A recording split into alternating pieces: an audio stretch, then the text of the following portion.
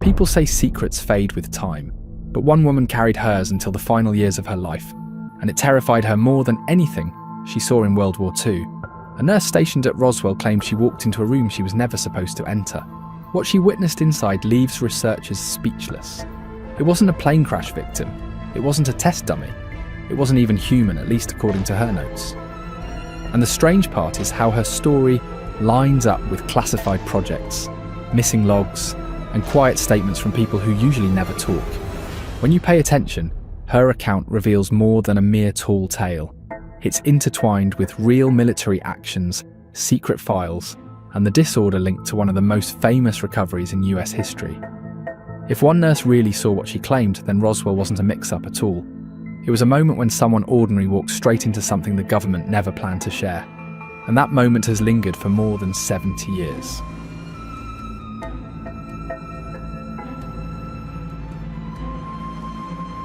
On June 14, 1947, locals began mentioning odd scraps of material scattered across a ranch. At first, it was nothing more than casual comments from people who had passed near the fields. Then Mac Brazel, the rancher and foreman of the Foster Ranch near Corona, New Mexico, finally stopped to take a closer look. That's when he realised the pieces were spread across a large portion of his land. There were shiny strips that caught the light, pieces that felt like paper, but acted tougher than anything he had handled, and sticks that did not snap the way normal wood does.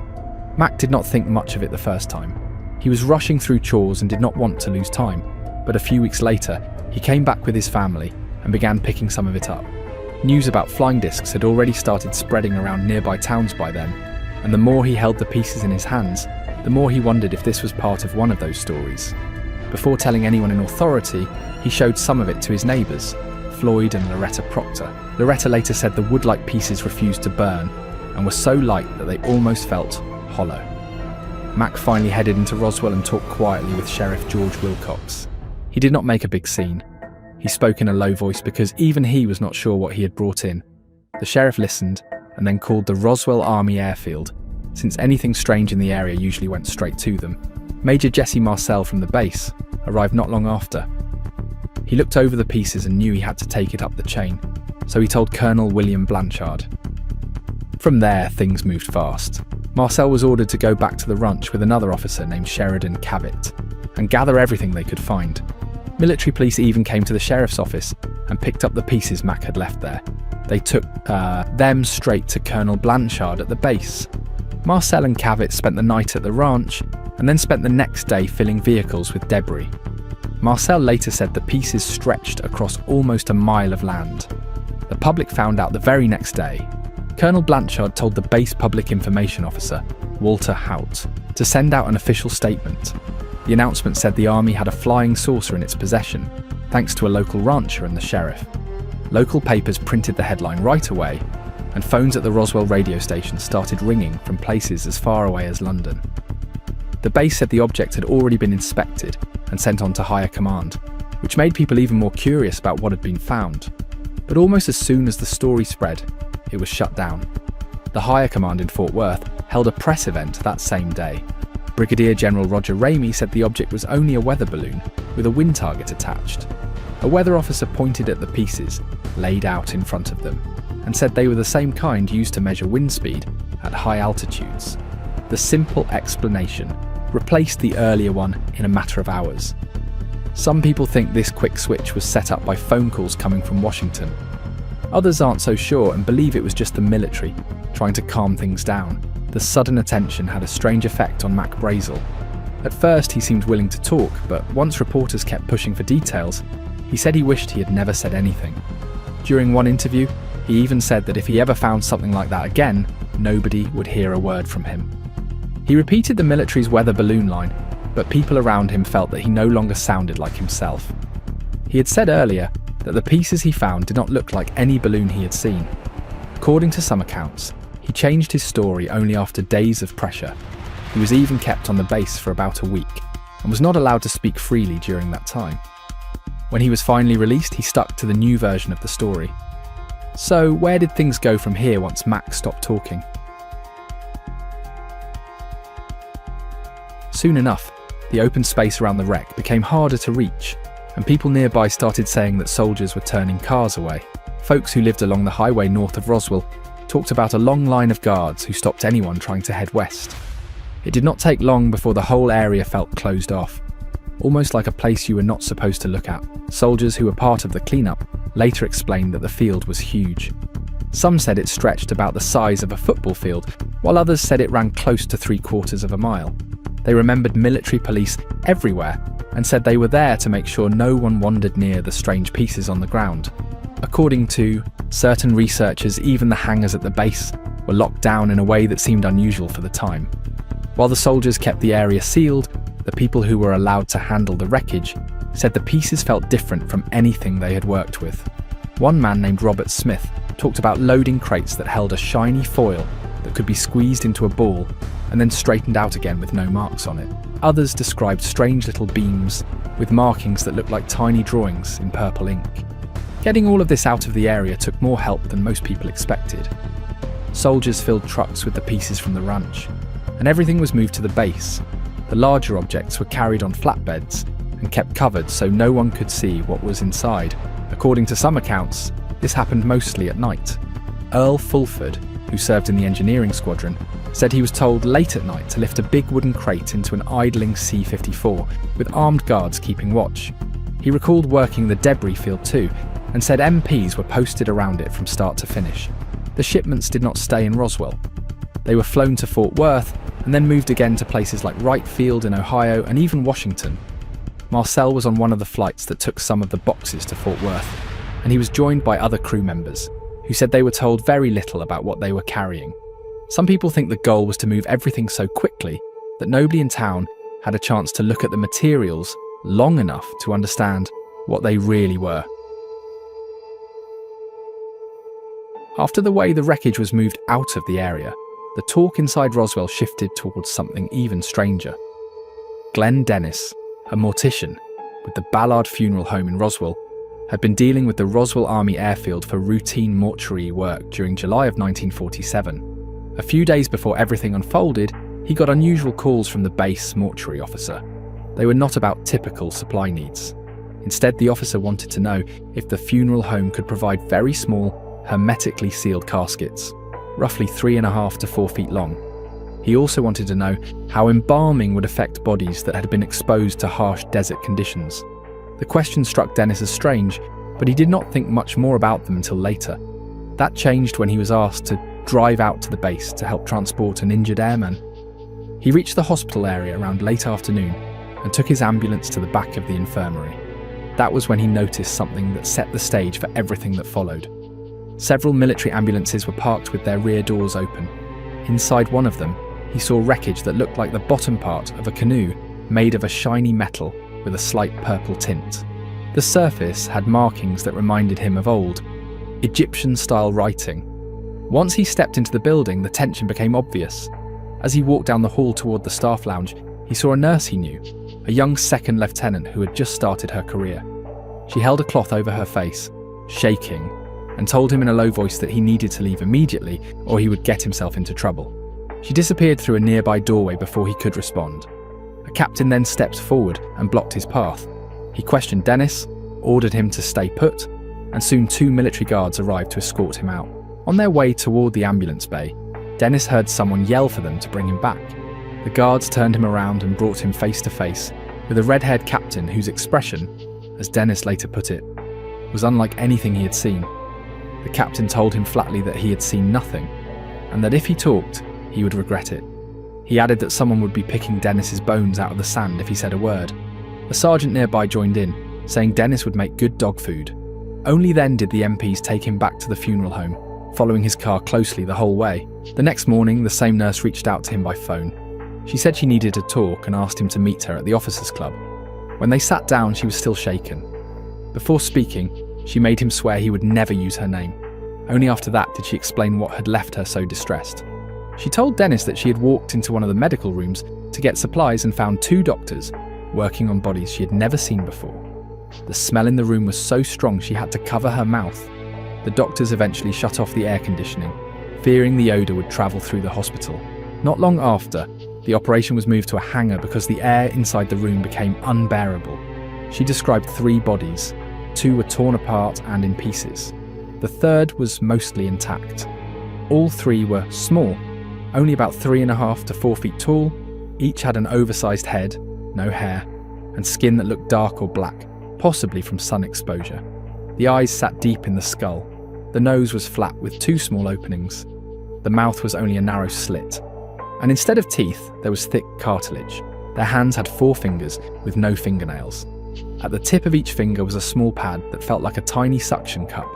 She told Dennis that the doctors said their medical training had given them nothing to compare it to. She even made drawings to show him the features more clearly. Dennis drove her back to her quarters afterwards. When he tried to contact her the next day, he was told she was unavailable. After several days of calling, another nurse finally told him she had been transferred out with a group of others. One day he received a letter from her, but when he wrote back, his letter was returned, marked "Return to unanswered, sender, deceased." At the base, a rumour was going around that she and 5 other nurses had died in a plane crash during a training flight. Dennis kept quiet about the nurse's name because of his promise to her, but there was still one more twist connected to all of this. There was also another woman whose account appeared years later. Her name was Matilda O'Donnell Mckelroy. She said she served as a flight nurse in the Women's Army Air Force and that she was attached to the 509th Bomb Group.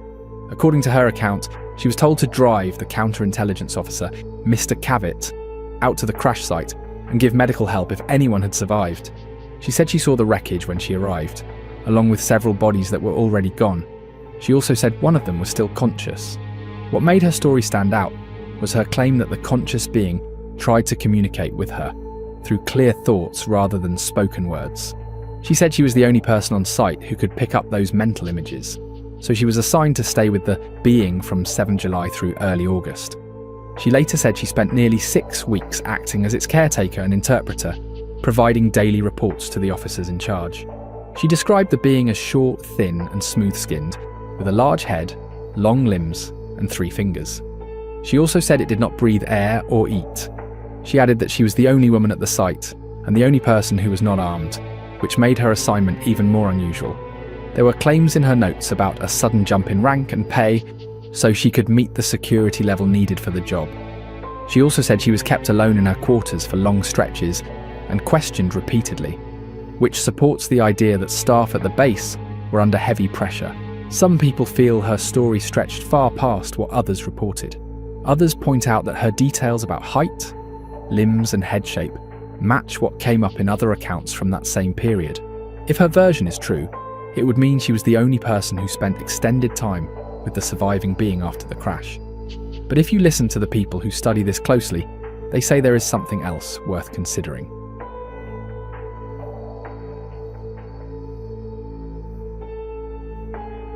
One idea that researchers talk about is the thought that the nurse walked into a room where a controlled operation was already underway. They believe she did not interrupt an accident, but stepped into a process that followed strict rules for handling unusual biological samples. According to certain researchers, this view lines up with descriptions found in old documents that explain how strange organisms were supposed to be gathered, wrapped, tagged with the date and time, and moved to a secure place right away. These procedures were written as if every step had to be followed carefully, so nothing would be exposed longer than needed. People who agree with this angle often point to how medical staff were sometimes used not for treatment, but for containment. They think the nurse fits into that pattern without being told. When she saw the tables, the equipment, and the way the doctors acted, they say she witnessed something that was already planned long before she walked in. Her description of the lights, the smell, and the setup matches what they believe a controlled study room would look like when samples were being handled by trained personnel. This idea also brings in the account from the nurse, Matilda, who later said she was taken to the site to help if anyone had survived. Supporters think her story shows how medical workers could be pulled into a classified role very quickly. Matilda claimed she became the main point of contact with a living being recovered from the crash. She said she sat beside it during tests and interviews, while officers, specialists, and even a professor observed and recorded everything. The way she described the room, the equipment, and the number of people involved makes supporters think the whole operation followed a strict plan. According to certain researchers, even the way the bodies were treated matches a controlled system. They point to reports about small caskets being requested, questions about how to preserve bodies found in the desert, and stories about doctors and nurses performing an autopsy before being transferred out the next day. These details are seen as signs that the remains were handled the way you would handle collected samples in a protected environment. Supporters of this theory believe the nurse did not simply witness something strange. They think she saw part of a structured retrieval program, one that treated the bodies and the survivor as biological specimens that needed to be examined, stored, and protected under the highest level of secrecy. But what if there was more to the story than just the bodies? Some people think the key to Roswell is a craft built for observation by something far more advanced than us. This idea centers on the thought that whatever crashed was designed for long-term monitoring, either by non-human intelligence or by a future version of humanity itself.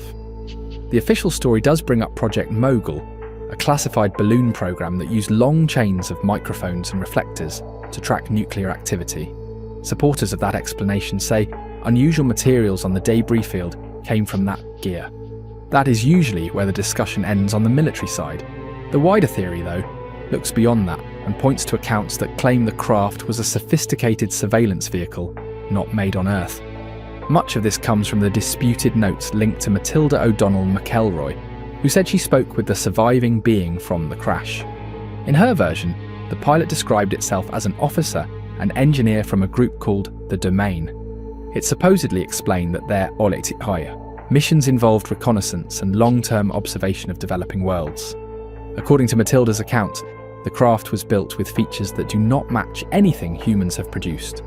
The walls were said to contain microscopic fibre systems that managed communication, memory, and automatic navigation. The metals were described as materials that do not exist on Earth and would take countless years to refine. One of the most unusual claims is that the ship could be flown only by a conscious being whose own signature matched the vessel's internal network, almost like a direct mental link. The being also suggested that groups like itself closely monitor planets that develop nuclear technology. It claimed the Domain kept permanent bases in places like the asteroid belt and the Moon, which would allow for quiet, long-term monitoring.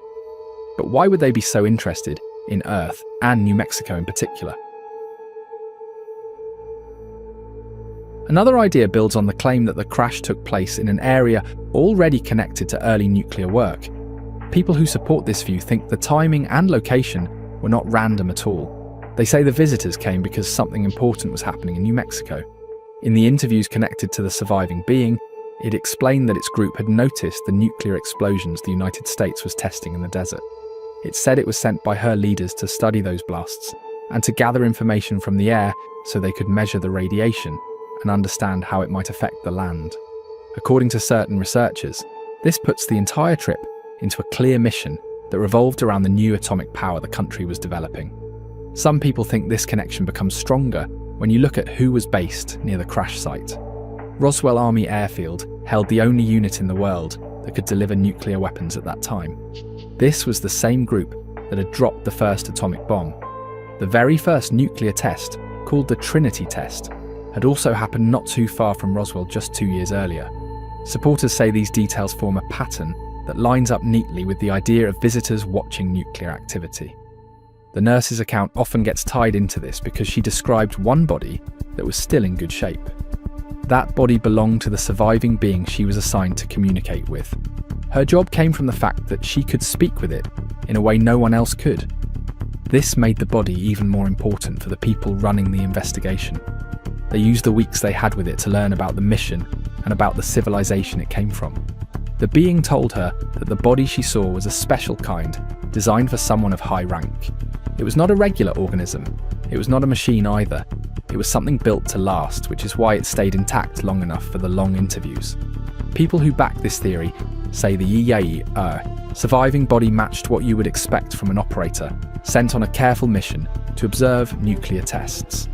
The remains of the other crew members also fit into this idea for some people. The being explained that the others held junior rank, and their bodies were built in a different way. They were partly biological and not as strong, which is why they were damaged in the crash. This difference between the bodies makes supporters think the group had a specific job with clear roles, just like a team sent to watch and gather information. This whole idea gains even more support when people point to events that happened years later near other nuclear sites. One well-known example is the story from Malmstrom airbase in 1967. Reports say unknown craft were seen near the missile silos and that the missiles shut down right after. A former intelligence officer named David Grush has said these events might show that non-human visitors are watching how far human nuclear technology is going. Some theories even say that groups living on Earth without our knowledge might care about nuclear weapons because of the danger they create for them as well.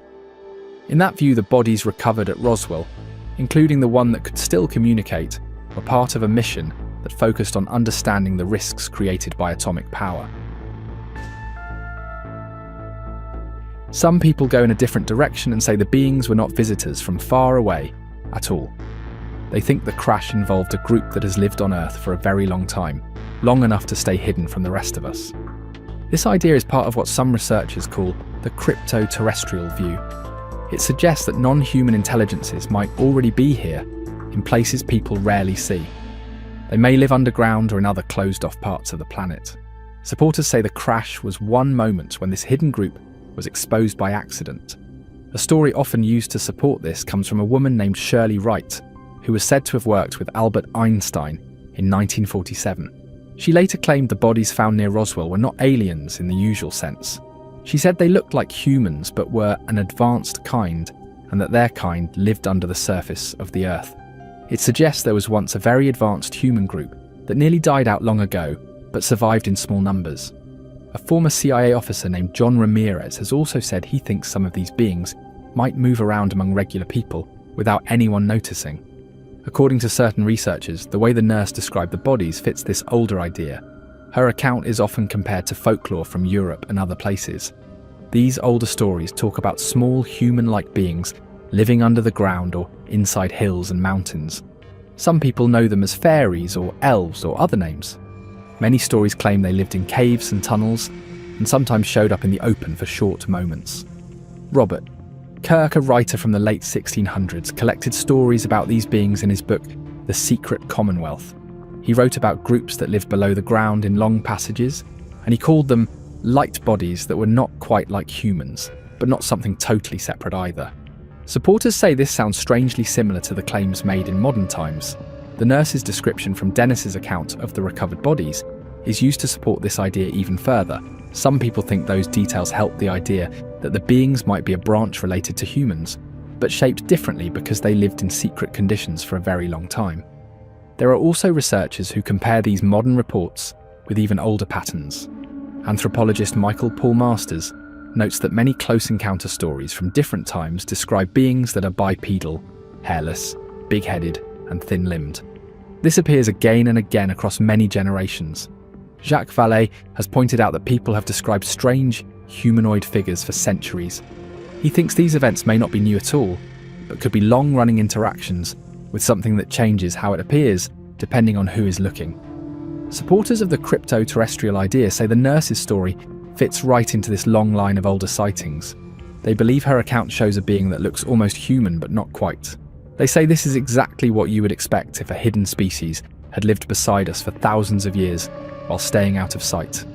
But what if this isn't just one strange case? Could there be a pattern that stretches across decades and locations? If we start connecting the dots, there are a few key places and stories that keep coming up when people talk about unusual encounters like this. One example that gets mentioned a lot is Wright-Patterson. That place comes up in official history for storing important aviation research, and the base is linked to Project Sign and Project Blue Book. Those were real Air Force programs that studied unidentified aerial sightings. Several retired officers spoke openly about cases they investigated, although none said they handled bodies. Still, researchers have interviewed long-time civilian workers from the base who claimed strange crates arrived there in the late 1940s. Some of them said medical teams were called in for work they were not used to doing. Supporters say it sounds close to what the nurse at Roswell described, where a normal day suddenly turned into something controlled and secret. Another well-known case is the Kecksburg incident in Pennsylvania. That one happened in December 1965, when witnesses saw a fireball cross the sky before landing in the woods. Local volunteer firefighters said the area was sealed by the military, and researcher Stan Gordon collected their statements for decades. Some of those firefighters said a small set of medical staff were pulled aside and kept away from the rest of the group. They did not claim to see bodies, but they talked about soldiers guarding something inside a tarp-covered shape. Even though none of these events were proven to involve non-human bodies, the pattern keeps coming up in documentaries and interviews. The same kinds of people get called in. The same kind of quick secrecy happens right after. When I look at all that, I can see why some believe the nurse at Roswell did not stumble into something random. They think she stepped into a moment that fits with these other reports from Wright-Patterson and Kecksburg, where medical teams were suddenly part of something they were not prepared for. You might wonder what the critics say about all this. Do they see the same patterns or something else entirely? Aerospace experts reinterpreting the debris.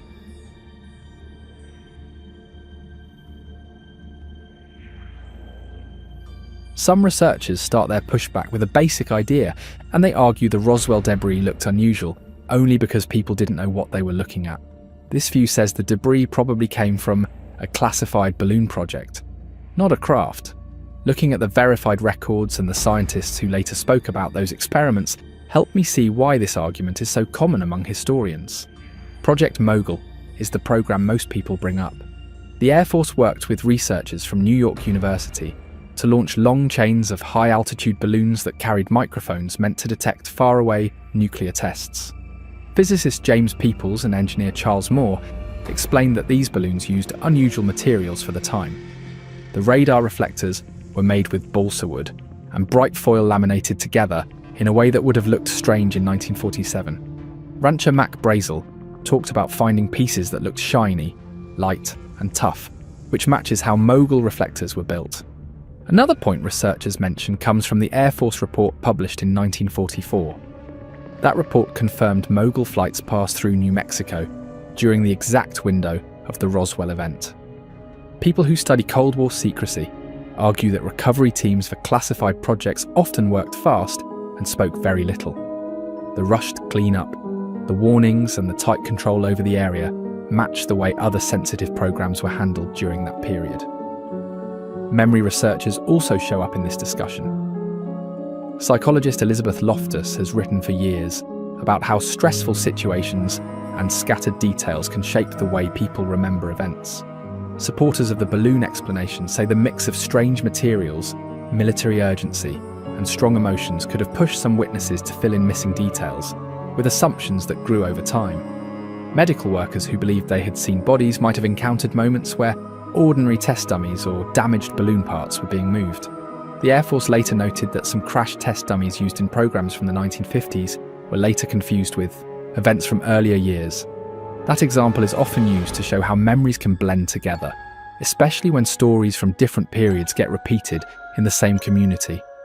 All of these points give this explanation a steady foundation. Classified projects did exist. The Mogul flights were active. The materials were unfamiliar at the time. And the people involved were following rules that discouraged open conversation, which made the whole event feel much stranger than it may have been. Medical historians reinterpreting the reported bodies. Following the same line of thought as the more ordinary explanations, another idea focuses on what the medical workers may have actually seen during all the confusion. Some researchers say the people at the base hospital might have walked in on injured airmen or badly damaged human remains instead of anything unusual. Thinking about how chaotic emergency recoveries can get, this angle feels worth looking at, especially since real examples from history show how easily bodies can be misidentified when people are working fast and dealing with stress. One example that often comes up is from the investigation of military plane crashes in the 1940s and 1950s. Accident reports held by the National Archives describe moments when rescue crews struggled to tell injuries apart because the bodies had been burnt, crushed, or broken in ways that made them hard to recognise. Forensic specialists like Dr. William Bass, who studied many air accident cases, explained how high impact and heat can change the shape of a face or body so much that even trained staff can mistake what they are looking at. A person rushing in for supplies, like the nurse in the Roswell story, could have stepped into a scene that looked nothing like the usual medical work she was used to. Another point raised by historians such as David M. Kennedy is that military hospitals during the early Cold War moved quickly when dealing with classified flights. Injured crew members from test missions were sometimes brought in with very little information given to the staff. Nurses might have only known that something had crashed and that the injuries were severe. That kind of limited communication can create gaps in understanding, and the human brain tends to fill those gaps when the scene is frightening or unclear. Many supporters of this idea look at the Roswell timeline and point out that the base was involved in classified flights and crash recoveries around that period. A medical worker walking in at the wrong time could have seen airmen whose bodies were altered by the impact, fire or pressure from falling debris. The description of dark skin, swollen heads, and damaged limbs could match what doctors like Dr. Milton Helpen, a well-known forensic pathologist, described in cases of extreme trauma. Even the missing details in the nurse's story fit how emergency scenes sometimes unfold. Staff may have been told not to speak because the flight was, classified. New workers could have been moved quickly if they saw something they were not cleared to see, and someone who felt scared or confused might share the memory years later in a way shaped by everything she believed had happened. So where does that leave us? The nurse's story lines up with parts of the puzzle, but the official explanations also make a lot of sense. Could what she saw have been something truly out of this world, or just a case of classified military secrets and confused memories? Maybe it's a bit of both. Whatever the truth is, it's still buried somewhere beneath all the stories and secrecy. What's your take? Do you think we're missing a piece of the puzzle, or is it all just smoke and mirrors?